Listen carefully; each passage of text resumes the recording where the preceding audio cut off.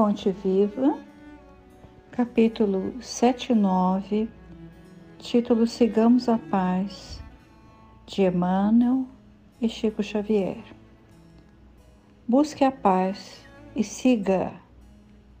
É uma carta de Pedro, a primeira carta de Pedro, capítulo 3, versículo 11. Há muita gente que busca a paz. Raras pessoas, porém, tentam segui-la. Companheiros existem que desejam a tranquilidade por todos os meios e suspiram por ela, situando-a em diversas posições da vida. Contudo, expulsaram-na de si mesmos, tão logo lhes confere o Senhor as dádivas solicitadas. E se perde a fortuna material, acreditando seja a portadora da paz ambicionada. Todavia, com o aparecimento do dinheiro farto, tortura-se em mil problemas por não saber distribuir, ajudar, administrar e gastar com simplicidade.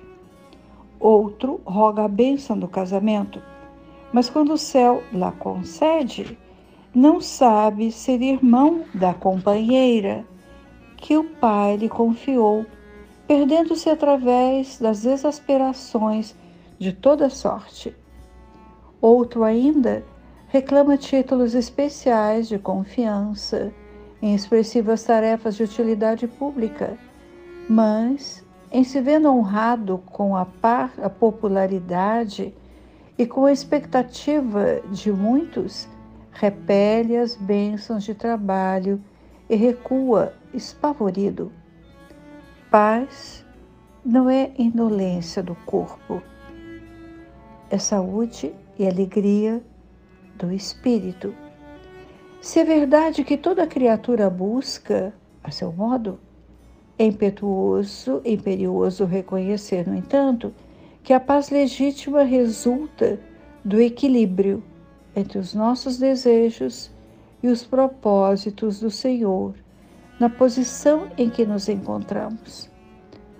Recebido o trabalho que a confiança celeste nos permite efetuar, é imprescindível saibamos usar a oportunidade em favor de nossa elevação e aprimoramento. Disse Pedro: busque a paz e siga.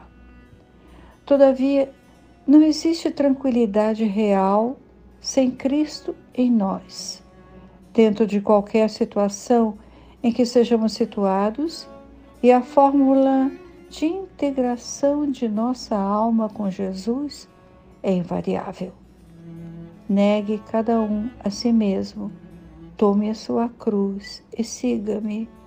Sem essa adaptação do nosso esforço de aprendizes humanos ao impulso renovador do Mestre Divino, ao invés de paz, teremos sempre renovada guerra dentro do coração. Emmanuel já trouxe em Fonte Viva inúmeras cartas de Paulo, e dirigida a povos bem distintos. E quando nós lemos agora em epígrafe, carta de Pedro, com certeza ainda nós nos surpreendemos que Pedro tenha dirigido cartas. Eu disse dirigido, sim, dirigido e não redigido, e não escrito, porque Pedro era um humilde pescador da Galileia, não era conhecedor das letras, a ponto de redigir cartas. Ditava aos companheiros. E dissemos no plural cartas, porque foram duas cartas. E, quem sabe, duas que chegaram até nós até hoje. Paulo destinava epístolas a determinados grupos, estabelecidos em determinados locais geográficos. E Pedro escreveu para quem? No prefácio e na saudação dessa primeira carta, nós então conhecemos a quem ele, Pedro, dirigia as suas cartas, as suas recomendações. O início da carta diz assim: Pedro, apóstolo de Jesus Cristo, aos estrangeiros dispersos no Ponto, Galácia, Capadócia, Ásia e Bitínia.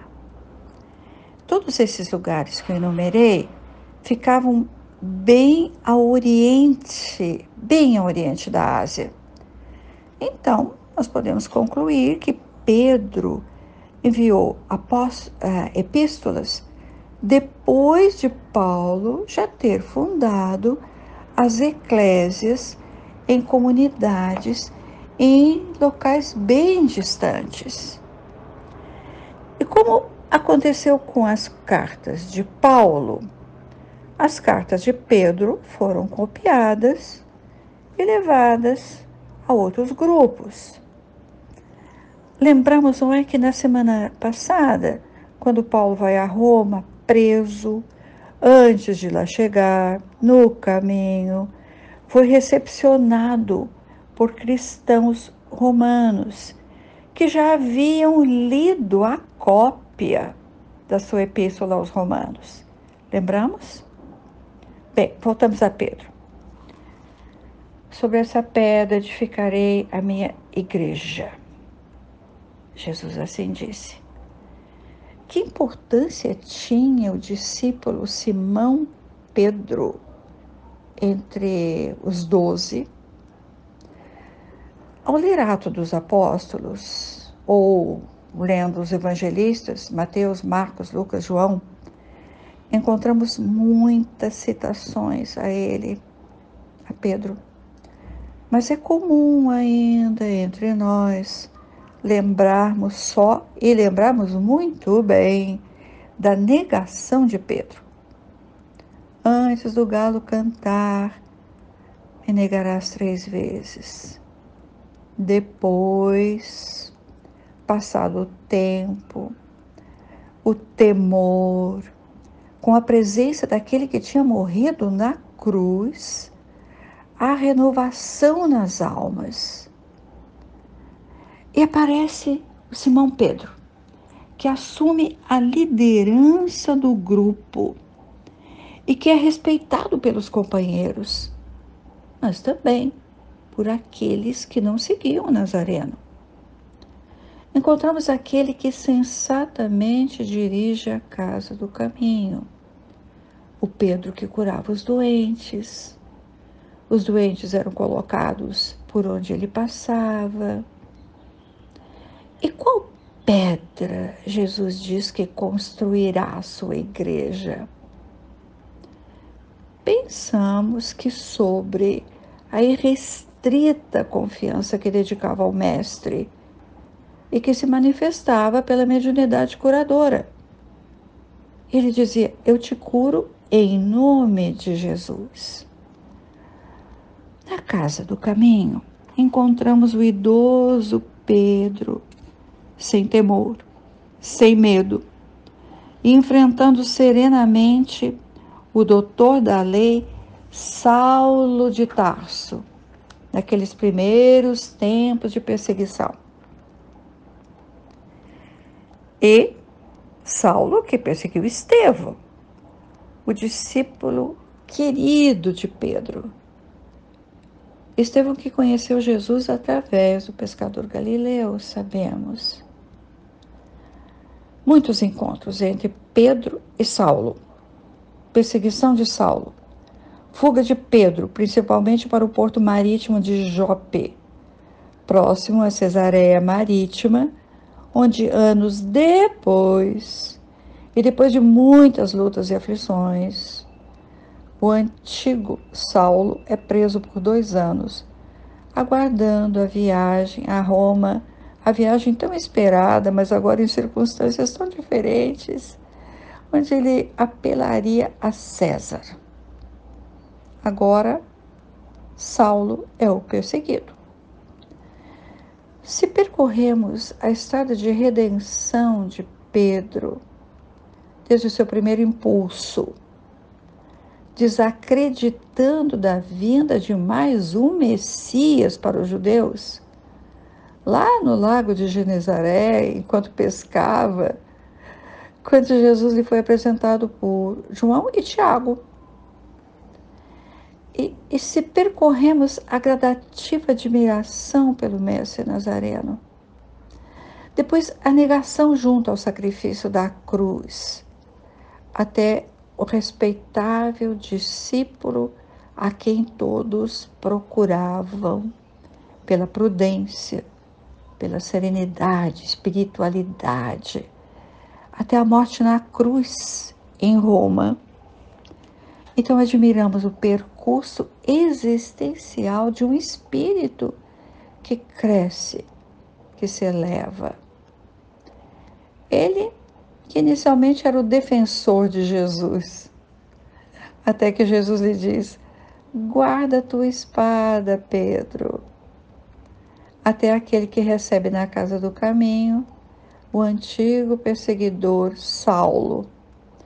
E depois serve de intermediário entre Paulo, os gentios, e os judeus cristãos, que exigiam a circuncisão dos gentios, por exemplo. E foi o intermediário de tantos outros momentos difíceis entre as mentes dos discípulos que eram necessários ao trabalho na casa do caminho, mas que não sabiam como agir diante do convertido de Damasco. E Pedro saúda na carta aos povos gentios. A primeira epístola tem 5 longos capítulos, com aconselhamento, votos, saudações, exortações. O 5º capítulo tem um título assim: Os deveres dos anciães e dos mancebos, humildade e vigilância. E vejamos o início do capítulo 3, também muito interessante, e que tem esse título: Os deveres das mulheres e maridos cristãos. Escreve ou dita Pedro: o enfeite delas não seja o exterior, no frisado dos cabelos, no uso de joias de ouro, na compostura de vestidos. E Pedro continua a carta aconselhando os maridos cristãos. A gente sabe que ele teve numerosa família, lembramos até da sogra, que foi curada por Jesus. Então, ele fala com conhecimento de causa. Mas depois fala do amor fraternal, a paciência na aflição, seguindo sempre o exemplo de Cristo. E o versículo 11, que lemos como epígrafe, é um pouquinho maior. Começa assim: aparte-se do mal e faça o bem. Busque a paz e siga. E a carta termina falando novamente em paz. Paz seja com todos vós que estáis em Cristo Jesus. Amém. Dissemos que Pedro levou a família para Roma.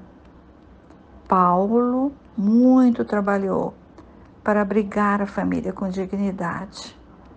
Não conhecemos os detalhes da viagem de Pedro a Roma pelos Atos dos Apóstolos, porque Lucas encerrou o seu relato sobre os trabalhos apostólicos com a descrição da prisão de Paulo em Cesareia Marítima, antes dele ter chegado em Roma.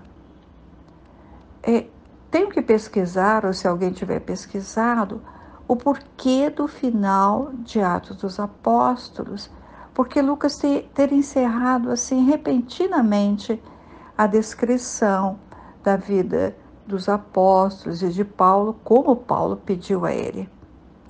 Então, como conhecemos quem relatou a chegada de Pedro em Roma? O historiador espiritual Emmanuel, que fez adendos ao cronista Lucas. Quantos conhecimentos e acontecimentos ficariam nas sombras sem o livro Paulo e Estevão? Por Emmanuel, sabemos do martírio de Paulo, de Pedro, da perseguição feroz de Nero aos cristãos, de todas as nacionalidades. E continuando ainda um pouquinho, as homenagens ao venerável ancião que chegava a Roma foram quase silenciosas, para que não se indicasse a presença do apóstolo na capital do império. Acrescente-se que João, o evangelista, reúne-se a eles neste tempo tão delicado.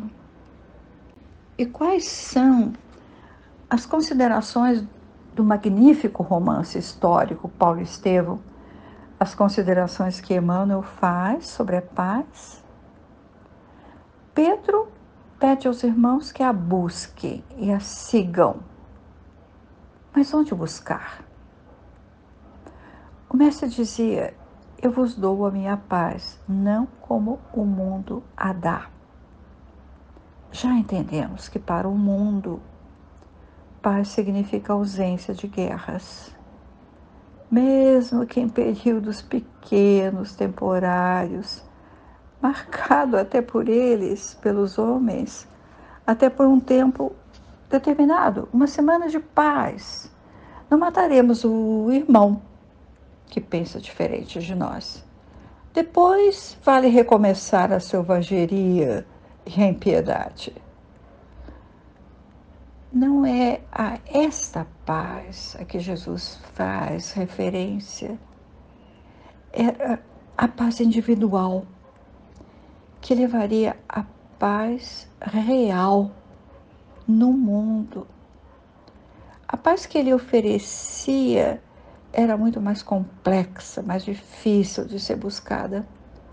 Não depende de leis terrenas que mudam com os costumes, com os interesses financeiros, de poder, os interesses de poder. Muitos homens e mulheres só buscaram e encontraram a paz em tempos de grandes conflitos internos, grandes tormentos, solidão, fome, desrespeito. E dizendo isso, logo lembro de Nelson Mandela. A paz interna que seguiu permitiu a este homem perdoar os seus algozes depois de 27 anos de aprisionamento. Emmanuel escreve como procuramos a paz, como nós procuramos. Na fortuna material, dinheiro farto, paz no casamento, em títulos especiais, em popularidade. É como sempre, o benfeitor diz em poucas palavras o que nós precisamos de muitas palavras para dizer, nosso pensamento.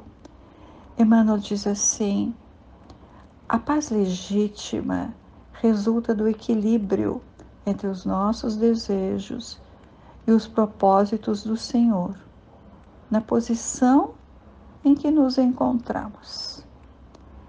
Pedro buscou e seguiu-a quando a encontrou junto ao Cristo e não renovou a guerra dentro do seu coração.